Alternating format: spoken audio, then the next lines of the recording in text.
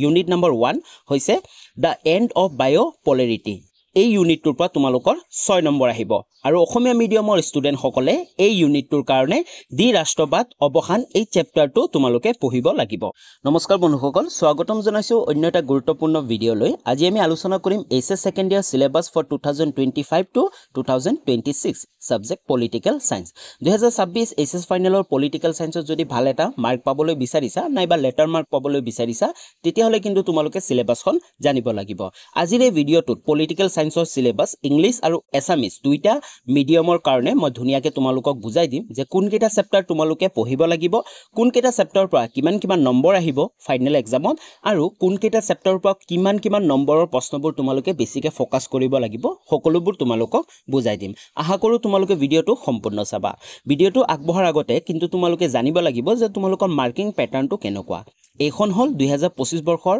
political সায়েন্সৰ প্ৰশ্ন কাকতখন তোমালোকে চাব পাৰা তোমালোকৰ দুটা পাৰ্ট থাকে part A and part B তো পাৰ্ট এ আৰু পাৰ্ট বিৰ কোৱেশ্চন যি প্যাটাৰ্ন আছে হয় মাৰ্কিং প্যাটাৰ্ন সেম থাকে তোমালোকে চোৱা 1 মাৰ্কৰ কোৱেশ্চন তোমালোকে 6টা কৰিব লাগিব 2 মাৰ্কৰ 2 নম্বৰ প্ৰশ্ন তোমালোকে 5টা কৰিব লাগিব 4 নম্বৰীয়া 3টা আৰু 6 নম্বৰীয়া 2টা কৰিব লাগিব আৰু সেম পাৰ্ট বিৰ কাৰণেও তেনেকুৱাই তো তোমালোকে গম পালা যে তোমালোকৰ 1 মাৰ্ক 2 মাৰ্ক 4 মাৰ্ক আৰু 6 মাৰ্কৰ প্ৰশ্নবোৰ বেছি ইম্পৰ্টেন্ট তো আৰম্ভ কৰো আমি প্ৰথম পাৰ্ট এ আছে সোৱা কন্টেম্পৰাৰী ওয়াৰ্ল্ড পলিটিক্স এই পাৰ্টটোৰ পৰা তোমালোকৰ টোটাল 40 নম্বৰ আহিব ইয়াৰ অন্তৰ্গত কোনকেটা ইউনিট আছে আমি চাই লও প্ৰথম আছে ইউনিট নম্বৰ 1 হৈছে দ্য এণ্ড অফ বায়োপলাৰিটি এই ইউনিটটোৰ পৰা তোমালোকৰ 6 নম্বৰ আহিব আৰু অসমীয়া মিডিয়ামৰ ষ্টুডেন্ট সকলে এই ইউনিটটোৰ কাৰণে দি ৰাষ্ট্ৰবাদ অৱসান এই চেপ্টাৰটো তোমালোকে পঢ়িব লাগিব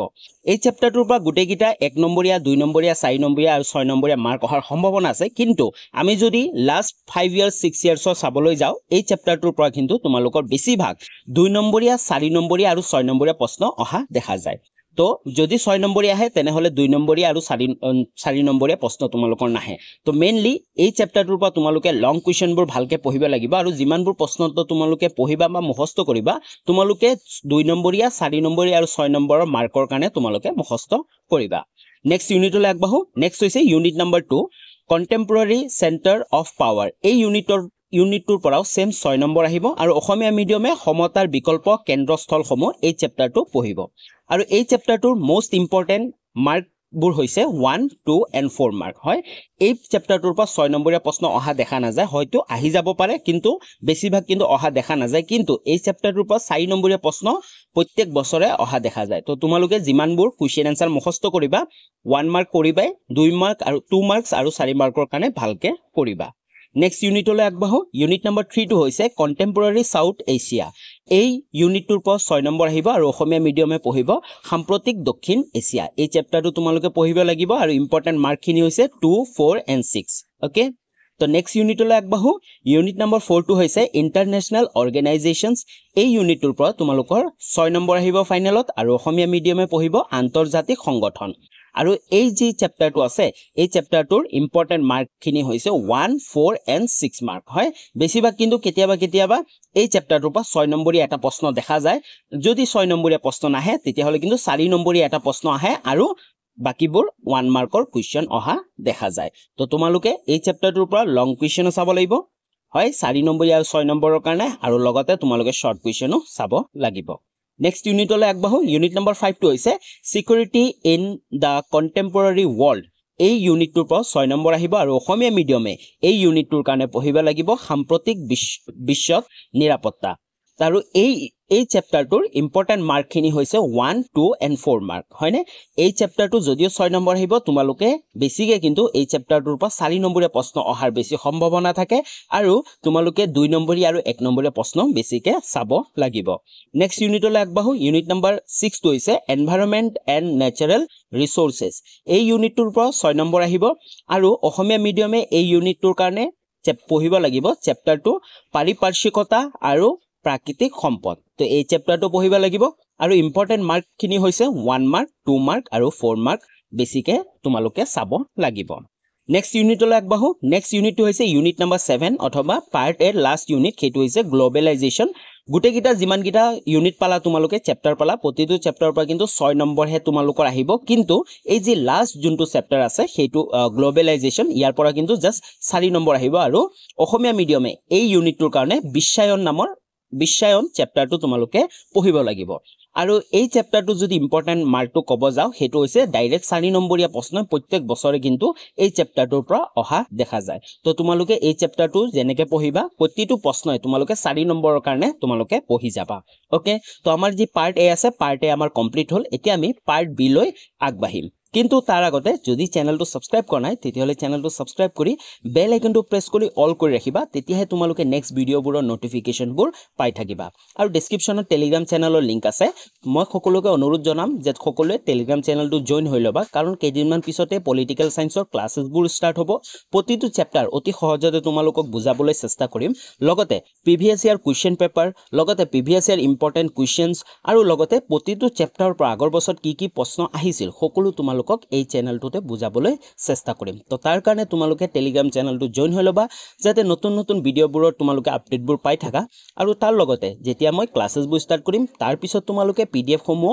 টেলিগ্ৰামৰ চেনেলৰ পৰাই তোমালোকে ডাউনলোড কৰিব পাৰিবা আৰু ডেসক্ৰিপচনত মোৰ ইনষ্টাগ্ৰাম আইডিৰো লিংক আছে যদি তোমালোকৰ কিবা কোৱেশ্চন থাকে বা কিবা সুধিব থাকে তোমালোকে ইনষ্টাগ্ৰামত মোক সুধিব পাৰা ওকে তো আমি আগবাঢ়ো এতিয়া আমি আলোচনা কৰিম পাৰ্ট বি হয়নে পাৰ্ট বি টু হৈছে পলিটিক্স ইন ইণ্ডিয়া সিন্স ইণ্ডিপেন্ডেন্স তো পাৰ্ট এৰ নিচিনা পাৰ্ট বিৰ পৰা তোমালোকৰ টোটেল 40 নম্বৰ 40 মাৰ্কস আহিব এতিয়া আমি চাও কোনকেটা ইউনিট আমি বা কোনকেটা চেপ্টাৰ আমি চাব লাগিব হেগিটা হৈছে প্ৰথম unit number 1 challenges of nation building তো এই ইউনিটটোৰ পৰা 6 নম্বৰ আহিব আৰু অসমীয়া মিডিয়ামে এই ইউনিটটোৰ কাৰণে জাতি গঠনৰ প্ৰত্যাহ্বান এই চেপ্টাৰটো তোমালোকে পঢ়িব লাগিব আৰু মোস্ট ইম্পৰ্টেন্ট এই চেপ্টাৰটোৰ পৰা 2 নম্বৰীয়া 4 নম্বৰীয়া আৰু 6 নম্বৰীয়া প্ৰশ্নৰ বেছিকে অহা সম্ভাৱনা থাকে তো তোমালোকে 2 নম্বৰ 4 নম্বৰ আৰু 6 নম্বৰীয়া প্ৰশ্নবোৰ বেছিকে চাব লাগিব নাইবা যিমানবোৰ প্ৰশ্ন উত্তৰ মুখস্থ কৰা 2 নম্বৰ 4 নম্বৰ আৰু 6 নম্বৰৰ কাৰণে তোমালোকে মুখস্থ কৰিব লাগিব নেক্সট ইউনিটৰ লাগবাহ ইউনিট নম্বৰ 2 হৈছে এৰা অফ ওৱান পাৰ্টি ডমিনেন্স এই ইউনিটটোৰ পৰা তোমালোকৰ 6 নম্বৰ আহিব আৰু অসমীয়া মিডিয়ামে এই ইউনিটটোৰ কাৰণে একদলীয় প্ৰাধান্যৰ যুগ এই চেপ্টাৰটো তোমালোকে পঢ়িব লাগিব আৰু ইম্পৰ্টেন্ট মাৰ্ক প্যাটাৰ্ন যদি ক'বলৈ যাও এই চেপ্টাৰটোৰ পৰা কিন্তু 6 নম্বৰীয়া প্ৰশ্নও আহে আৰু 1 2 4 মাৰ্কৰ প্ৰশ্নও আহি থকা দেখা যায় নেক্সট ইউনিটলৈ আগবাঢ়ো ইউনিট নম্বৰ 3 টো হৈছে পলিটিক্স অফ প্ল্যান ডেভেলপমেন্ট এই ইউনিটটোৰ পৰা তোমালোকৰ 6 নম্বৰ আহিব আৰু অসমীয়া মিডিয়ামে এই ইউনিটটোৰ কাৰণে পঢ়িব লাগিব পৰিকল্পিত বিকাশৰ ৰাজনীতি আৰু এই চেপ্টাৰটো বা ইউনিটটোৰ ইম্পৰ্টেন্ট যদি মাৰ্ক আমি ক'বলৈ যাও 2 নম্বৰীয়া 4 নম্বৰীয়া আৰু 6 নম্বৰীয়া মাৰ্ক বেছিকে অহা দেখা যায় আৰু তোমালোকে 2 নম্বৰীয়া 4 নম্বৰীয়া আৰু 6 নম্বৰীয়া মাৰ্কৰ প্ৰশ্ন উত্তৰবোৰ বা 6 নম্বৰীয়া প্ৰশ্নৰ কাৰণে তোমালোকে মুখস্থ কৰিব লাগিব নেক্সট ইউনিটলৈ আগবাঢ়ো ইউনিট নম্বৰ 4 টো হৈছে ইণ্ডিয়াছ ফৰেন পলিচি এই ইউনিটটোৰ পৰা তোমালোকৰ 6 নম্বৰ আহিব ইয়াৰ কাৰণে অসমীয়া মিডিয়ামে পঢ়িব ভাৰতৰ বৈদেশিক সম্বন্ধ আৰু এই চেপ্টাৰটোৰ পৰা 2 মাৰ্ক 4 মাৰ্ক আৰু 6 মাৰ্কৰ প্ৰশ্নবোৰ বেছিকে তোমালোকে চাব লাগিব নেক্সট ইউনিটলৈ আগবাঢ়ো ইউনিট নম্বৰ 5 টো হৈছে challenges to and restoration of the Congress system এই যোনটো ইউনিট আছে এই ইউনিটটোৰ পৰা তোমালোকৰ 4 মাৰ্ক আহিব মনত ৰাখিবা এই ইউনিটটোৰ পৰা তোমালোকৰ 6 মাৰ্ক নাহে আৰু এই ইউনিটটোৰ পৰা তোমালোকৰ 6 নম্বৰীয়া দীঘল প্ৰশ্ন নাহে তো যিমানবোৰ তোমালোকে 4 মাৰ্ক আহিব সেইবোৰ চেপ্টাৰৰ পৰা বা ইউনিটৰ পৰা লং কোৱেশ্চন 6 নম্বৰৰ তোমালোকৰ প্ৰশ্ন নাহে অসমীয়া মিডিয়ামে পঢ়িব লাগিব কংগ্ৰেছ ব্যৱস্থাৰ প্ৰতি অহা প্ৰত্যাহ্বান আৰু ইয়াৰ পুনৰ প্ৰতিষ্ঠা আৰু এই চেপ্টাৰটো ইম্পৰ্টেন্ট মাৰ্ক ক'বলৈ গ'লে 1 2 and 4 মাৰ্কৰ প্ৰশ্নবোৰ তোমালোকৰ কাৰণে ইম্পৰ্টেন্ট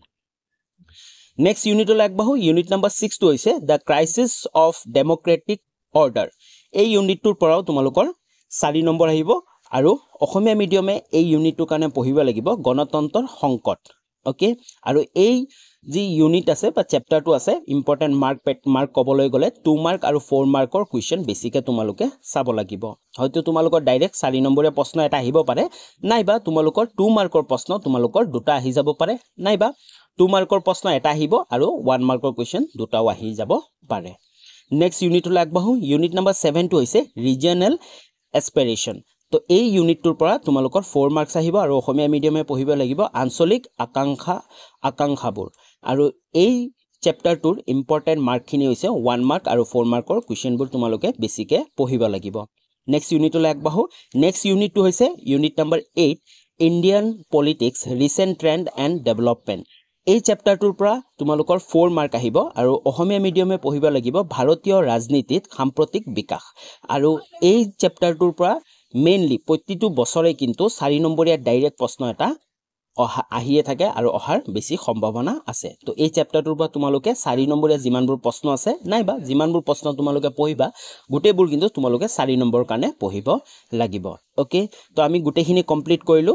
পলিটিক্যাল সায়েন্সৰ পাৰ্ট এ ৰ পৰা তোমালোকৰ 40 মাৰ্কস আহিব আৰু পাৰ্ট বি ৰ পৰা 40 মাৰ্কস আহিব তোমালোকে গোটেইকিটা চেপ্টাৰো গম পালা আৰু তোমালোকৰ টোটাল থিওৰি মাৰ্ক 80 আহিব কিন্তু যেহেতু 100 মাৰ্কৰ কুৱেশ্যন হয়নে এক্সামটো 100 মাৰ্কৰ হ'ব তোমালোকৰ 20 মাৰ্ক কিন্তু থাকিব প্ৰজেক্ট এটা প্ৰজেক্ট ক'বলৈ গ'লে বহুত ষ্টুডেন্টে কি ভাবে যে প্ৰজেক্ট 20 আমি পালে হ'ল কিন্তু নহয় এনেকুৱা কথা যদি তোমালোকে ভাল মাৰ্ক এটা পাবলৈ বিচাৰিছা তোমালোকে 20 ভিতৰত 20 পাবলৈ চেষ্টা কৰিবা কাৰণ প্ৰজেক্ট ক'বলৈ গ'লে হয়তো তোমালোকৰ কলেজ বা তোমালোকৰ স্কুলৰ পৰা তোমালোকক এসাইনমেন্ট দিব কিবা কৰিব দিব লিখিব দিব তো তোমালোকে যে লিখিব নিদিয়ে সেইবোৰ তোমালোকে কপি পেস্ট নকৰিবা বেলেগৰ পৰা তোমালোকে নিজে ধুনিয়াকে আৰু যিমান পাৰা ভালকে কৰিবলৈ চেষ্টা কৰিবা কাৰণ প্ৰজেক্ট যেহেতু 20 নম্বৰ হয় এই মাৰ্কটো কিন্তু কেতিয়াবা হয়তো কিবা কাৰণত তোমালোকৰ কলেজ বা তোমালোকৰ স্কুলে কি কৰিব লাগে বোৰ্ডৰ ওচৰত সাবমিট কৰিব লাগে আৰু তাৰ কাৰণে এই মাৰ্কটো কিন্তু প্ৰফেসৰে নাইবা টিচাৰে কিন্তু একদম সঠিক দিব বিচাৰে হয়নে কোনো এনে মানে 20 আউট অফ 18 19 এনেকে কাকো দি নিদিয়ে তো তোমালোকৰ যিবোৰ প্ৰজেক্ট দিব সেই প্ৰজেক্টবোৰ কিন্তু তোমালোকে ভালকে কৰিব লাগিব তেতিয়াহে তোমালোকে 20 পাই গলে বাকি থিওৰি তোমালোকে ভাল অকমান নম্বৰ আনিলে তোমালোকৰ লেটাৰ মাৰ্ক আহি যাব ওকে তো আজিলৈ ইমানখিনি আছিল যদি ভিডিওটো ভাল পালা এটা লাইক কৰি দিবা কমেন্ট কৰি জনাবা আৰু তোমালোকৰ আৰু কোনকিটা সাবজেক্টৰ সিলেবাস তোমালোকে জানিব বা বুজিব বিচাৰিছা তোমালোকে কমেন্ট কৰি জনাই দিবা তো পুনৰ লগ পাম নতুন এটা ভিডিওলৈ তেতিয়ালৈ বাই বাই